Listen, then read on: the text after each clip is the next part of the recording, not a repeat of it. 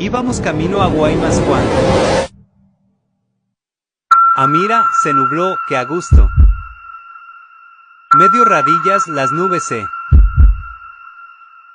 ¡Qué bonito se ve!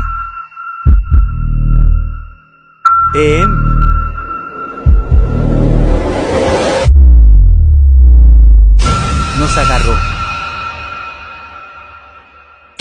Se oscureció todo.